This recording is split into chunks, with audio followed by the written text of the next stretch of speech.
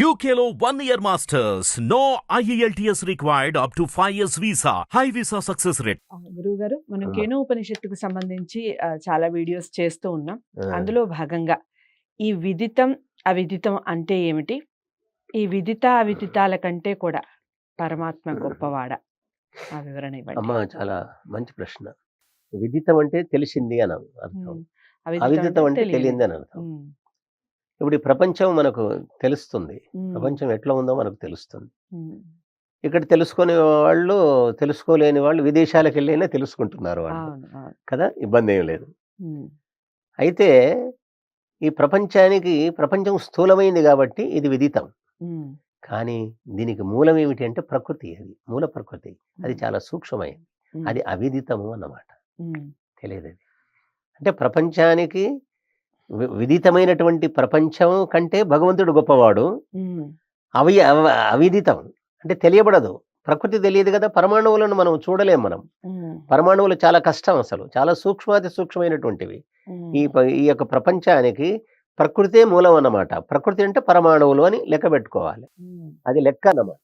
అది సాంఖ్య దర్శనం చెప్తుంది. ఉమ్. సత్వరజస్ తమసాం సామ్యావస్థ ప్రకృతేర్మహాన్ మహదో అహంకారాత్ పంచతన్మాత్రాణి అని అది సాంఖ్య దర్శనం చెప్తూ ఉంది. ఉమ్. కాబట్టి ఏ ప్రకృతి అయితే ఉన్నదో అది అవిదితం, అది తెలియబడదు. ఉమ్. ఆ ప్రకృతి తెలియదు. దాన్నే మాయ అంటారు. ఉమ్. మన వాళ్ళు మాయ అన్నారు. ఇది మాయా ప్రపంచం అన్నారు. ఉమ్. మాయా ప్రపంచం అంటే ఏమి?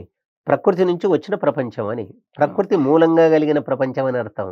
లేనిది కాదు, ఉమ్. లేనిది కాదు. ఎందుకంటే నాసతో విద్యతే భావ నా భావో విద్యతే సతః అని భగవద్గీతలో కృష్ణుడు చెప్పిండు. ఉమ్.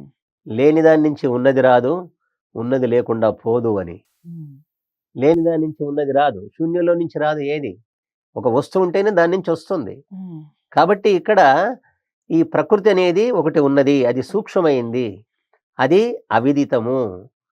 కానీ దాని నుంచి పుట్టినటువంటి ప్రపంచం ఉమ్. భగవంతుడు నిర్మించి ఇచ్చాడు గనక అది విదితము.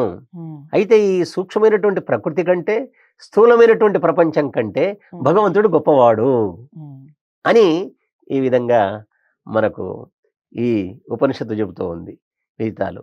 ఒకసారి ఎవరో దయానంద సరస్వతిని ఎవరో ఒక ప్రశ్న వేశారట. ఉమ్. మీరు మాకు ఏమైనా జ్ఞానం ఇవ్వండి కొంత అని. ఆయన అన్నాడట, తెలిసిన వారికి చెప్పేటంత జ్ఞానం నాకు లేదు.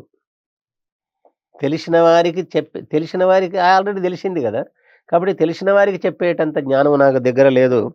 తెలియని వారికి మాత్రం చెప్పగలను అన్నాడట. అంటే తెలియని వారికి చెప్పగలను కానీ తెలిసిన వారికి నేను చెప్పదాలను అనమాట. ఇంకా తెలిసిన వారికి చెప్పవలసిన అవసరం లేదు కదా ఉమ్. అని ఆయన అన్నాడట. కాబట్టి ఇక్కడ ఏమిటి? ప్రకృతి గురించి కానీ ప్రపంచం గురించి కానీ ఎవరికి తెలియదో వాళ్లకు చెప్పవలసినటువంటి వాళ్ళు విద్వాంసులే, పండితులే. ముఖ్యంగా వేదాలు, ఉపనిషత్తులు, దర్శనాలు మనకు విదితములను, అంటే ఏది మనకు తెలియబడుతుందో, ఏది తెలియబడదో వాటి రహస్యాలన్నీ కూడా మనకు ఉపనిషత్తులు తెలియజేస్తున్నాయి. ఉమ్. చాలా చక్కటి వివరణ ఇచ్చారు.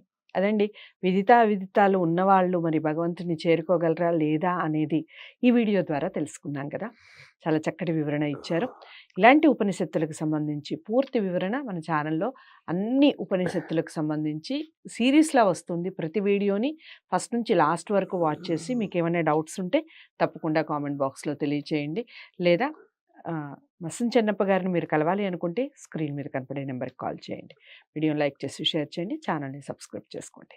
నమస్తే.